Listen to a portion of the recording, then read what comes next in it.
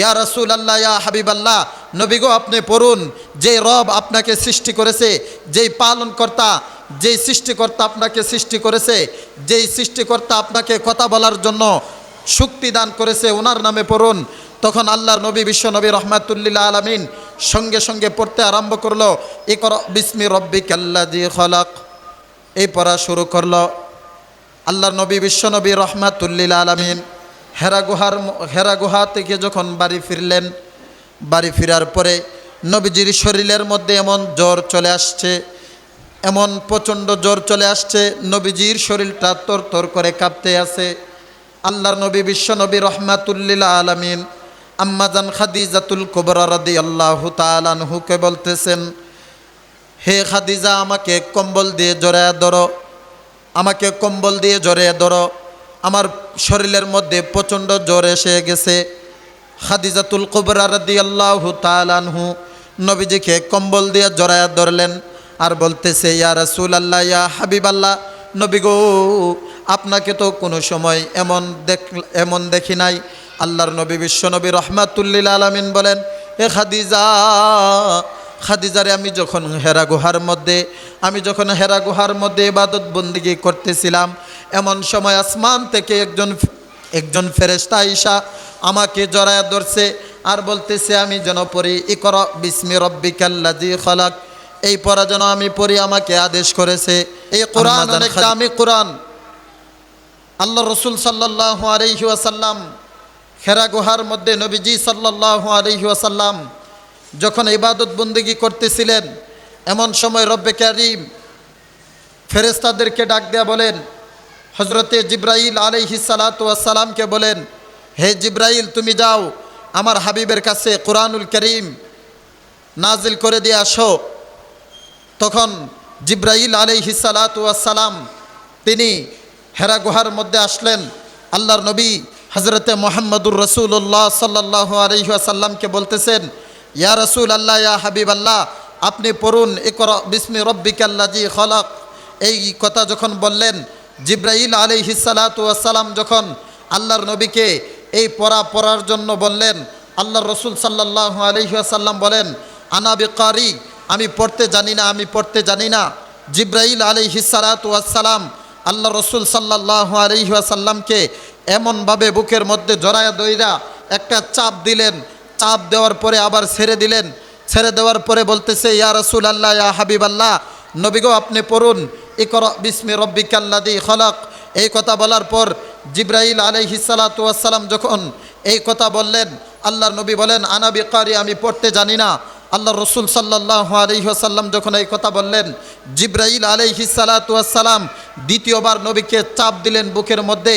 চাপ দেওয়ার পরে আবার ছেড়ে দিলেন। ছেড়ে দেওয়ার পরে আল্লাহর নবী বিশ্বনবী রহমাতুল্লিল আলামিনকে বলতেছে, ইয়া রাসূলুল্লাহ ইয়া হাবিবাল্লাহ, আপনি পড়ুন ইকরা বিসমি রব্বিকাল্লাযী খলাক। এই কথা যখন বললেন, এই পড়ার আদেশ যখন করলেন, আল্লাহর নবী বিশ্বনবী রহমাতুল্লিল আলামিন বলেন, হে জিবরাইল, আমি তো পড়তে জানি না। জিবরাইল বলতেছে, যখন পড়া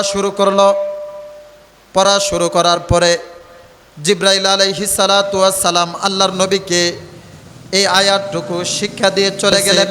আম্মাজান খাদিজাতুল কুবরা রাদিয়াল্লাহু তাআলা আনহু বলে, ইয়া রাসূলুল্লাহ ইয়া হাবিবাল্লাহ, নবী গো আপনাকে আল্লাহর নবী দুনিয়াতে আপনাকে নবুয়ত দান করা হয়েছে, আপনাকে নবী হিসাবে দুনিয়াতে প্রেরণ করা হয়েছে, আপনাকে রিসালাতের দায়িত্ব দেওয়া হয়েছে, আপনি নবী হিসাবে গ্রহণযোগ্য হয়েছেন, আপনার উপরে কোরআনের দায়িত্ব আল্লাহ তাআলা দিয়েছেন, আপনাকে দ্বীনের দাওয়াত দেওয়ার জন্য আদেশ করেছেন।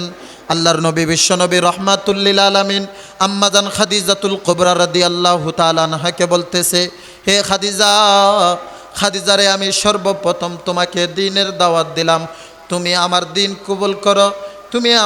কবুল করো। তখন আম্মাজান খাদিজাতুল কুবরা রাদিয়াল্লাহু তাআলা আনহা বলতেছে, ইয়া রাসূলুল্লাহ ইয়া হাবিবাল্লাহ, নবী গো আপনার দ্বীনকে আমি গ্রহণ করলাম, নবী গো আপনার দ্বীনকে আমি সুদূরেই গ্রহণ করলাম।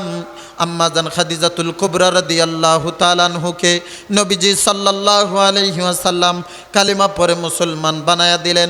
তো আল্লাহর নবীকে হেরা গুহার মধ্যে জিবরাইল আলাইহিস সালাতু ওয়াস সালাম এই কোরআন নাজিল করে কোরআনকে পড়াইয়া দিয়েছেন।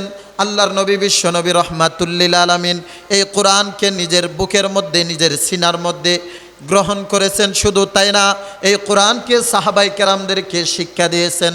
সাহাবাই কেরামরা এই কোরআনের শিক্ষায় শিক্ষিত হয়েছেন। সাহাবাই কেরামরা ছিল মূর্খ ছিল। আল্লাহ তাআলা নবীজি সাল্লাল্লাহু আলাইহি ওয়াসাল্লামের মাধ্যমে এই কোরআন সাহাবাই কেরামের কাছে যখন আল্লাহর নবী সাহাবাই কেরামদেরকে যখন এই কোরআনের শিক্ষা দিলেন, সাহাবাই কেরামরা হয়ে যাইল শ্রেষ্ঠ মানুষ। তারা ছিল জাহিলিয়াতের যুগের মানুষ, কিন্তু এই কোরআন তাদের ভিতরে যাওয়ার কারণে আল্লাহ তাআলা তাদেরকে শ্রেষ্ঠ বানায়া দিছে। এই জন্য কোরআনকে ভিতরে আপনি আমি লালন পালন করতে হবে, কোরআনকে শিক্ষা করতে হবে, কোরআনের মহাব্বত ভালোবাসা আপনি আমার ভিতরে পয়দা করতে হবে। দেখেন এই কোরআন আল্লাহ তাআলা লৌহে মাহফুজ থেকে স্বয়ং আল্লাহ তাআলা লৌহে মাহফুজ থেকে জিবরাইল আলাইহিস সালাতু ওয়াস সালামের কাছে বলছেন। কোনো সময় এক আয়াত, কোনো সময় দুই আয়াত, কোনো সময় একটা সূরা আল্লাহ তাআলা জিবরাইল আলাইহিস সালাতু ওয়াস সালামের কাছে পাঠাইছেন বলছেন। আর জিবরাইল আলাইহিস সালাতু ওয়াস সালাম নবীজি সাল্লাল্লাহু আলাইহি ওয়াসাল্লামের কাছে নাজিল করেছেন। এই জন্য এই কোরআন অনেক দামি কোরআন। বলে কিভাবে দামি? দেখেন, যেই কোরআন কোনো ছাত্র যখন এই কোরআনকে পড়ে হাফেজ কোরআন হয় তখন তাকে মানুষ কত সম্মান করে। দেখেন হাফেজ সালেহ আহমদ তাকরিম শেখ আল্লাহর এক বান্দা কত সুন্দরভাবে কোরআন তেলাওয়াত করে তার ভিতরে কোরআনকে লালন পালন করেছে, তার ভিতরে কোরআনকে নিজের ভিতরে সিনার ভিতরে কোরআনকে লালন পালন করেছে। এই বিদায় আল্লাহ তাআলা তাকে কত মর্যাদা বাড়ায়া দিয়েছেন। দেখেন কত সুন্দর কোরআন তেলাওয়াত করেন। এই কোরআন তেলাওয়াত মনে হয় শুনলে যেন আসমান থেকে সরাসরি নাজিল হইতেছে। আল্লাহু আকবার, আল্লাহু আকবার। এত সুন্দর কোরআনের তেলাওয়াত হাফেজ সালেহ আহমদ তাকরিম বিদেশে গিয়ে অনেক রাষ্ট্রকে পিছনে পেলে সে বিজয় হয়েছেন, চ্যাম্পিয়ন হয়েছেন, বাংলাদেশকে জয় করেছেন। আজকে তারা আমাদের দেশের নক্ষত্র, তারা আমাদের দেশের গর্বিত সন্তান। তাদেরকে মহাব্বত করব, ভালোবাসবো।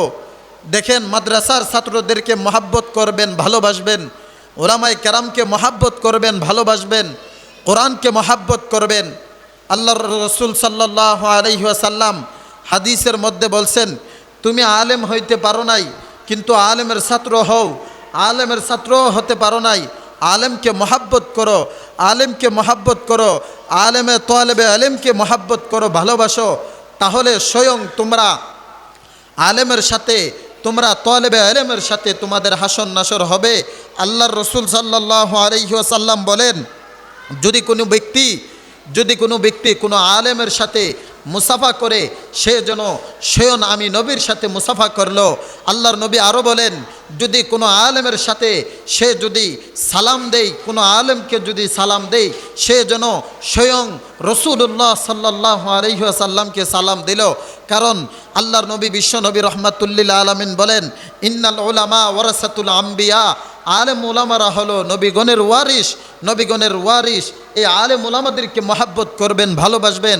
এই আলেম উলামারা দ্বীনের কথা, কোরআনের কথা, ইসলামের কথা মানুষের ধার প্রান্তে গিয়ে গিয়ে দ্বীনের কথাগুলি প্রসার করতেছে, কোরআনের খেদমত করতেছে।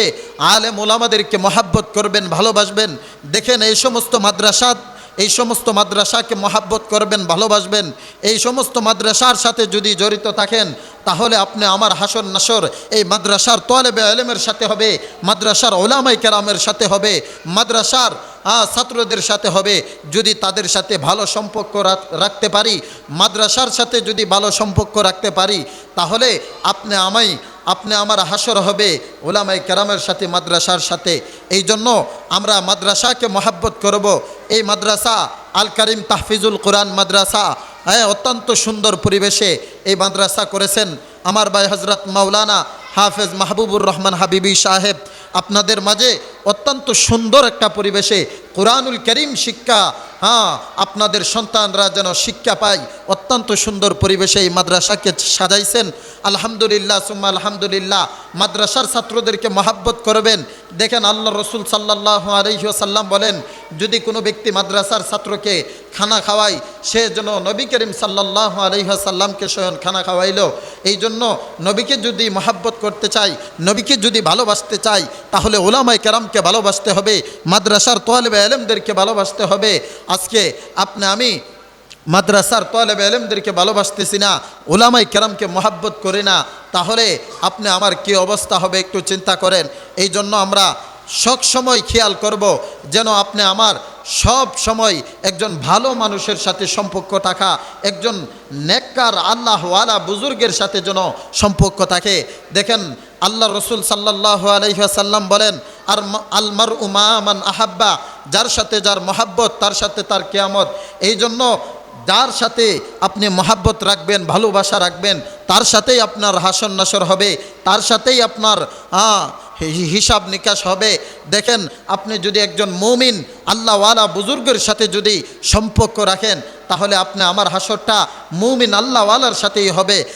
আমি যদি একজন সুর বাটপারের সাথে সম্পর্ক রাখি, তাহলে আমার হাসর সুর বাটপারের সাথেই হবে, অন্য কোনো বুজুর্গের সাথে হবে না। এই জন্য নামাজি ব্যক্তির সাথে মহাব্বত রাখেন, ওলামায়ে কেরামের সাথে মহাব্বত রাখেন, মাদ্রাসার তালেবে ইলমের সাথে মহাব্বত রাখেন। যদি রাখতে পারেন, তাহলে আল্লাহ তাআলা আমাকে দয়া করে মায়া করে এর উসিলা করে জান্নাতে দিতে পারে। এই জন্য আমরা সবসময় খেয়াল রাখবো মাদ্রাসার প্রতি, মাদ্রাসার তালেবে ইলমের প্রতি। দেখেন আমি যে আয়াত আপনাদের সামনে তেলাওয়াত করেছি, এই আয়াতের মধ্যে আল্লাহ তাআলা বলেন ওয়াল আসর, আসরের সময়ের কসম। আল্লাহ তাআলা বলেন সময়ের কসম খাইয়া আল্লাহ তাআলা বলতেছেন ওয়াল আসর, আসরের সময়ের কসম। ইন্নাল ইনসানা লাফি খুসর, আল্লাহ তাআলা বলেন নিশ্চয় পৃথিবীর সমস্ত মানুষগুলা ক্ষতিগ্রস্তের মধ্যে আছে। আশরাফুল মাখলুকাত, সৃষ্টির সেরা জীব, সমস্ত মানুষগুলা ক্ষতিগ্রস্তের মধ্যে আছে। আল্লাহ তাআলা কসম খাইয়া বলতেছেন ওয়াল আসর, আসরের সময়ের কসম। ইন্নাল ইনসানা লাফি খুসর, নিশ্চয় সমস্ত মানুষগুলা ক্ষতিগ্রস্তের মধ্যে আছে। ইল্লাল্লাযীনা আমানু ওয়া আমিলুস সালিহাত ওয়া তাওয়াসাউ বিল হক ওয়া তাওয়াসাউ বিস সবর। আল্লাহ তাআলা বলেন ইল্লাল্লাযীনা আমানু, তারা ব্যতীত আল্লাহ তাআলা সমস্ত মানুষদেরকে ক্ষতিগ্রস্ত বইলা, আবার আল্লাহ তাআলা এখান থেকে বাছাই কইরা আল্লাহ তাআলা বলতেছেন ইল্লাল্লাযীনা আমানু, তারা ব্যতীত যারা ঈমান এনেছে, ওয়া আমিলুস সালিহাত, যারা নেক কাজ করে, যারা নেক কাজ করে। আল্লাহ তাআলা বলেন ওয়াল আসর, আসরের সময়ের কসম। ইন্নাল ইনসানা লাফি খুসর, আল্লাহ তাআলা বলেন নিশ্চয় সমস্ত মানুষগুলা ক্ষতিগ্রস্তের মধ্যে আছে। ইল্লাল্লাযীনা আমানু ওয়া আমিলুস সালিহাত, আল্লাহ তাআলা বলেন তারা ব্যতীত যারা ঈমান এনেছে, যারা ঈমান এনেছে তারা ক্ষতিগ্রস্তের মধ্যে নাই। আল্লাহ তাআলা বলেন ওয়া আমিলুস সালিহাত, যারা নেক কাজ করে তারা ক্ষতিগ্রস্তের মধ্যে নাই। ওয়া তাওয়াসাউ বিল হক, যারা সৎ কাজের আদেশ করে, আল্লাহ তাআলা বলে তারাও ক্ষতিগ্রস্তের মধ্যে নাই। আল্লাহ তাআলা বলেন ওয়া তাওয়াসাউ বিস সবর, আল্লাহ তাআলা বলেন যারা ধৈর্য ধারণ করে তারাও ক্ষতিগ্রস্তের মধ্যে নাই। এই চার শ্রেণীর লোক ক্ষতিগ্রস্তের মধ্যে নাই। আল্লাহ তাআলা বলেন বাকি সমস্ত মানুষগুলা ক্ষতিগ্রস্তের মধ্যে আছে, কিন্তু এই চার শ্রেণীর লোক ক্ষতিগ্রস্তের মধ্যে নাই। আল্লাহ তাআলা বলে সর্বপ্রথম ঈমান আনতে হবে, ঈমান আনতে হবে। ঈমান যদি আনেন তাহলে আপনি ক্ষতিগ্রস্ত থেকে বেঁচে যাবেন। এরপরে দ্বিতীয় নম্বর হলো আপনি যদি নেক কাজ করেন, আপনি যদি নেক কাজ করেন তাহলে ক্ষতিগ্রস্ত থেকে বেঁচে যাবেন। আমি তো নেক কাজ করতেছি না, দুনিয়ার রং তামাশা, দুনিয়ার বুক বিলাসের পিছনে পড়ে আছি, দুনিয়ার টাকা পয়সার পিছনে পড়ে আছি, দুনিয়ার সমস্ত রং তামাশার ভিতরে পড়ে আছি, এই জন্য আমরা ক্ষতিগ্রস্তের মধ্যে আছি। আল্লাহ তাআলা বলেন, তুমি যদি ঈমান আনো, ঈমান আনয়ন করার পরে তুমি যদি নেক কাজ করো, তাহলে ক্ষতিগ্রস্তের মধ্যে তুমি থাকবে না। এরপরে আল্লাহ তাআলা বলেন, তুমি যদি সত্যের আদেশ করো, সৎ কাজের আদেশ করো, আল্লাহ তাআলা বলেন, তুমি যদি সৎ কাজের আদেশ করো, একজন মানুষ গুনার কাজ করতেছে, তুমি তাকে বাধা দিলা, বা এটা গুনার কাজ, আপনি এটা গুনাহ কইরেন না, এই গুনাহটা কইরেন না, এই কথা যদি আপনি বলেন, এটা সৎ কাজের আদেশ করা হইল, এই সৎ কাজের আদেশ যদি আপনি করেন, তাহলে আপনি ক্ষতিগ্রস্ত থেকে বেঁচে যাবেন। এরপরে আল্লাহ তাআলা বলেন, ধৈর্য সবর করতে হবে, ওয়াতাওয়াসাউ বিসসবর। আল্লাহ তাআলা বলেন, ধৈর্য ধারণ করতে হবে, ধৈর্য ধারণ করতে হবে। যদি তুমি ধৈর্য ধারণ করো, তাহলে তুমি ক্ষতিগ্রস্তের থেকে বেঁচে যাবে। ভাইরা আমার, ও আমার বাবারা, ও আমার পর্দানিসীন মা বোনেরা, একটু খেয়াল করেন, আপনি আমি যদি ক্ষতিগ্রস্ত থেকে বেঁচে থাকতে চাই, তাহলে এই চার কাজ করতে হবে। এই চার কাজ যদি করি, তাহলে আপনি আমি ক্ষতিগ্রস্ত থেকে বেঁচে যাব।